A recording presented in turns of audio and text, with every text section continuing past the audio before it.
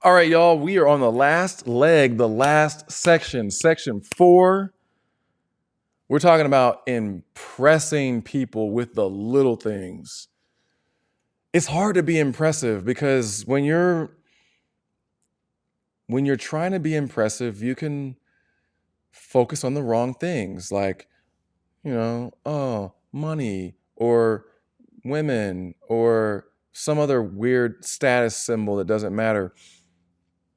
So we're going to talk about how to be impressive, how to impress people with the little things that matter, in particular when it comes to getting on the football field, in particular going from bench warmer to a baller on a budget. How did this young man do this in 2 years? How did he do this in one season? How did he do this in a half a season? How did he do this? This is how.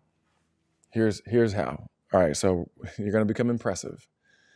And you're going to start, what we're going to talk about here is we're going to start with impressing yourself, okay? Impressing yourself is the most important thing. I do not want you all thinking about like what people think about me, okay? Like generally speaking, who cares? But practically speaking, it matters. What people think of you does matter. The impressions that you make on people matters. It just can't be the thing that dominates everything about how you move and operate. So when you're impressing yourself, your goal should be to get to the point where, this is all you need to do. Like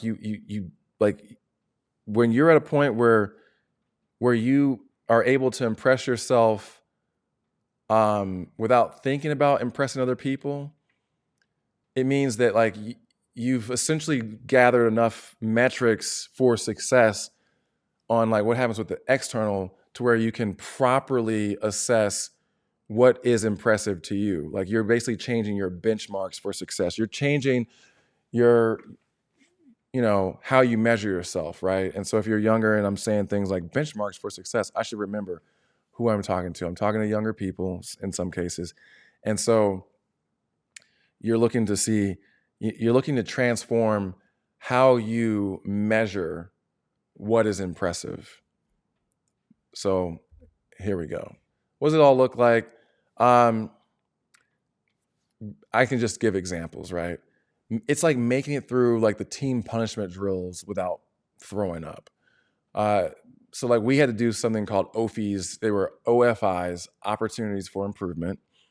And that included, so whenever practice wasn't going well and coaches were mad, they'd be like, everyone, we're on OFIs, or like maybe you were late, or maybe you got a bad grade or whatever. So it's a penalty, a punishment. OFIs. We're going to do bear crawls up and down the field. We're going to roll. And the coaches is like, I'm going to run you. I'm going to run you until you puke. You're going to puke. And it's like, and I would tell myself something like, I will die before I puke. You will see me carted off the field, put into an ambulance, hooked up to IVs, getting fluids, spending the rest of the evening at the doctor, at the hospital before you see me throw up. I will not throw up, okay? And so that's impressive to me. Like you gotta figure out what's impressive to you. But to me, what's impressive is never throwing up when the goal of the punisher is to get you to throw up. I didn't tell anybody about that. That was just all my little internal like thing. I'm like, okay, you want me to throw up? Good luck with that. You will never see puke come out of my mouth, okay? Another example would be bench pressing like way more than anyone expected. So in college, so I mentioned I was slim. I wasn't very strong, and in college, we had an assistant strength coach who was like kind of like a divider. He wasn't a real team player, and I'll say his name, Coach Wendler. I can't remember his first name, but this guy was dividing the team, and some guys were doing like strength workouts with him, and the other ones were doing workouts with the main coach. And one day I was working out with him, and I said something about like my goal to bench press 300 pounds, and he just looked at me and he was like, yeah, you're never going to be able to bench 300 pounds. Like your arms are way too long. And yes, my arms are freakishly long. But so what? He's like, your arms are too long. You'll never be able to get strong enough to bench 300 pounds. You've got too much distance to go when you're pushing up the weight on the bench. And I was like, wow, okay. I'm not trying to impress him. I'm not thinking about him. I'm going to impress myself. This man told me that I will never, ever, ever bench 300 pounds. I'm not going to show him. I'm going to show me. I'm going to show me. I'm going to show myself that I can do that. I'm going to show myself that I can rise above this guy's lowered expectations of me, and I can bench 300 pounds. And in fact, I benched 405 twice. Okay? So that's where it ended. It took a couple years, but like going from never gonna ever be able to bench 300 pounds, which is the stupidest thing that anyone could say, to benching 405 pounds twice, I'm impressing myself. And people will say all kinds of crazy things to you about what you can't do. Impress yourself and do those things and go beyond those things. So, let's talk about like how do we do it? Like, I want to engineer opportunities to impress myself. I don't want to be waiting for someone to say something negative about me, because there is a trap where if you're waiting for if someone's saying something bad about you and you're constantly using their negative thing as a way to impress yourself, you could trap yourself into just being a people pleaser and trying to show other people that you're good enough. And that's not the goal. So I would say you want to engineer opportunities for impressing yourself by trying new things that you're likely to fail at. Engineer failure. Try, fail, track, and repeat. Just like playing video games. Like if you like Minecraft, it's grinding. It's just constant grinding. And then there's a little reward. And then you fail. Like the Dark Souls games, if any of y'all play those games, it's like constant dying. You're dying, and then you get a little bit better. And then after like the 100th attempt, like you win. It's like, wow. And you know who cares about what you did? Literally no one but you. Like no one cares. Your parents don't care. Like, Mom, look at what I just did. She doesn't care. Dad doesn't care. They might be like, hey, good job, buddy. They don't care. But you know who really cares? You. Impress yourself by getting good at things that you're likely to fail at. So what are some things? Try something creative. Like try persuading people to give you discounts or free stuff. Like it could literally be just like, I'm going to go to the grocery store or Best Buy, right? You want to buy a game or like a camera or art supplies or whatever you're trying to buy. And then you're like, okay, I'm going to get a discount. I'm going to ask for the manager. And then when you get to see the manager, you're going to say, hey, I don't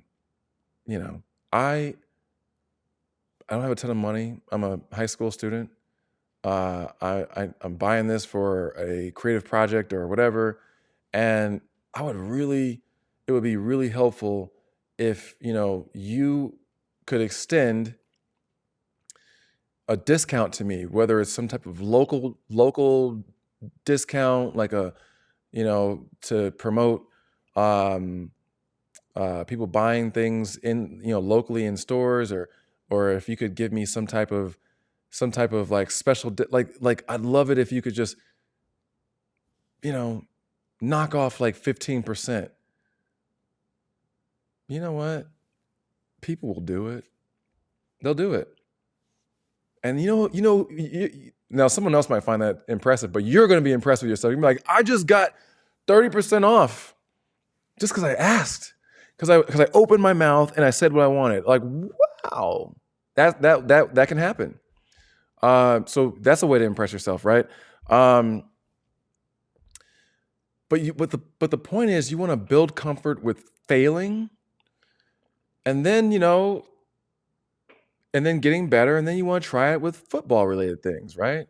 So you want to try it with like growing your biceps. Maybe I want my biceps to look like this biceps, this person's biceps. And I know I said about, You want to avoid comparison, but sometimes you do need models to know what you're aiming for, right? Like we went to a ridiculously out of our budget community. It was like a golf country club kind of thing. It was insane. I mean, these people wanted like,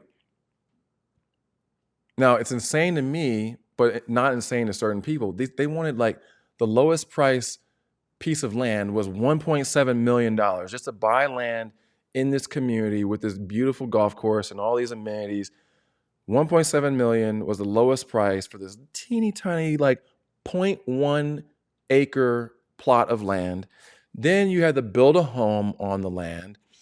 Then you had to pay like $15,000 a year in HOA dues. Then to be a part of the club, which is mandatory, you had to pay $55,000 a year to be part of the club.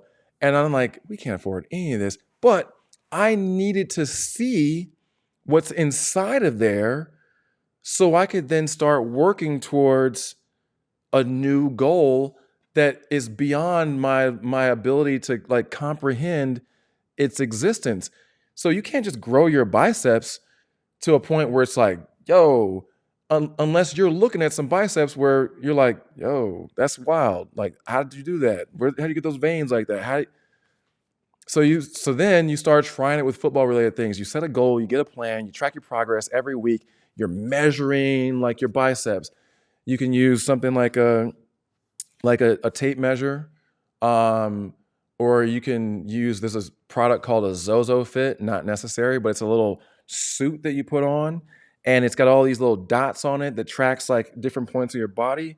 You do a little body scan with the camera, and then every week you do a scan, and it tells you your progress. So it's now showing you your biceps got bigger by a quarter of an inch. I mean, your biceps not getting that much bigger that fast, but you know what I'm saying? Like and so you can track it. So those are some ways to think about impressing yourself. Get wild, get creative, use ChatGPT, take the model that I'm saying. So if you want to use ChatGPT for ideas on how you can impress yourself, you could literally take like what I'm saying, and there's gonna be notes for all this stuff, right? So you can take the notes, or you could even like give ChatGPT the link to the video. Watch this video. And now I want you to tell me how I can engineer opportunities to impress myself.